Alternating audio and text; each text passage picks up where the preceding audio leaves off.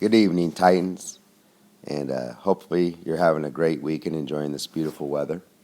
This is Mr. Simpson, and hopefully my cold doesn't annoy you too much as we're talking about how to solve a quadratic equation by completing the square when the equation is in the form x squared plus bx plus c. If you notice, there's not an a in front of the x squared, so we're always going to be solving equations right now that have a coefficient of 1 in front of the x squared. First of all, if we recall, remember perfect square trinomials, and this is part of that completing the square thing, but a perfect square trinomial, remember, is factorable into two binomials that are identical, which means then I can write it as one binomial squared. And so this would be x, and always the middle term is the sign of the term inside the parentheses, so x minus 5 quantity squared. And this one would be x plus 6 quantity squared. Those are perfect square trinomials. So just how to create a perfect square trinomial. All right. If you remember, we take half that middle term of 14, as you see down below here, and square it, and we get 49. And if that's the case, now that's a perfect square trinomial, which means it can be factored into x plus 7 quantity squared. Which again, having it in this form is real important for how we're going to solve quadratic. So, again, just reviewing how to complete a perfect square trinomial. Again, we're going to take half of 20, which is 2. So 20 divided by 2 is 10. We square that, and we get 100. The next one, we're going to take half of a negative 4, which is a negative 2. We're going to square that, and it becomes a positive 4. And then we have the fraction. We have 5 divided by 2, which then will be giving me the decimal of 2.5. We square that, and we get 6.25. So again, just a quick review of how we create a perfect square trinomial. So now, how do we use to solve a quadratic equation? Well, here's the quadratic equation. And this is going to be similar to how we put an equation into vertex form with just a little bit of difference. The first thing we're going to do is we're going to go ahead and get the x squared and the x term alone on the left side and move the constant term over to the right side. All right?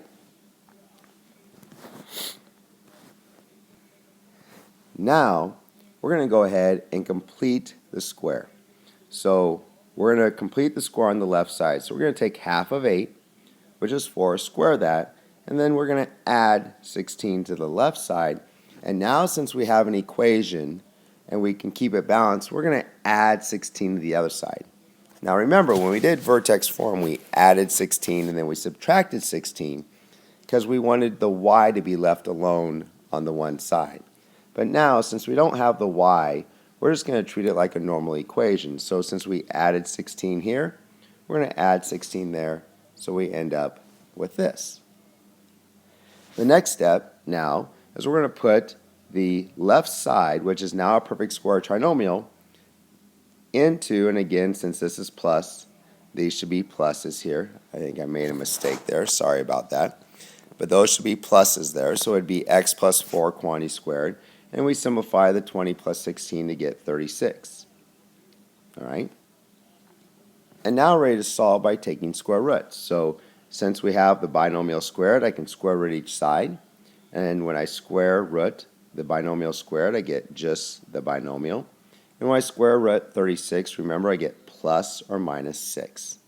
And now we're going to, so again, if we solve this, we'd subtract the 4 from each side, and we get x equals negative 4 plus or minus 6. So negative 4 minus 6 would be a negative 10, and negative 4 plus 6 would be x equals 2, and now we've solved that particular equation. Now, when your answer comes out to be whole numbers or integer answers, the problem could have been solved by factoring, but we're teaching this right now by solving by completing. So, if we look at another example. Now, as I said before, if it's factorable, we can always try to solve something by factoring. But if you look at this one definitely is not factorable because there are no factors of 4 that add up to a negative 10. So, to solve this by completing the square, we're going to move the quadratic term and the linear term to the left side, so that stays there, and take the constant term over to the right side. So now that plus 4 becomes a negative 4 on the right side. Now we're going to go ahead and make the left side a perfect square trinomial. We're going to take half of a negative 10, which is a negative 5. We're going to square that, and we're going to get 25. And notice how we're going to add 25 on the left side and add 25 on the right side. And again, remember, we're adding to both sides of the equal sign to keep our teeter-totter balanced. And now we're ready to, so the left side becomes x minus 5, all to the second power. Negative 4 plus 25 is 21. And now we're ready to solve by taking square root. So we square root the left side, and we square root the right side. And we do that, remember when I square root the binomial squared, I get just x minus 5. The square root of 21 is plus or minus the square root of 21. Again, the square root of 21 is not a perfect square, so we're going to go ahead and use our calculator to give me a decimal approximation. And we'll round that to the nearest hundredth. And now we're ready to solve for x by adding 5 to each side. And we get x equals 5 plus or minus 4.58. And we look at the two possible answers. We have 5 plus 4.58, which would be 9.58, and 5 minus 4.58, which would be 0.42. And that's solving by completing the square. Again, very similar to using vertex form or changing a quadratic equation in standard form into vertex form, with just a slight difference. But again, be ready on Monday to work and solve quadratic equations either by factoring or by this new method called completing the square. And have a great rest of your weekend, and see you Monday morning.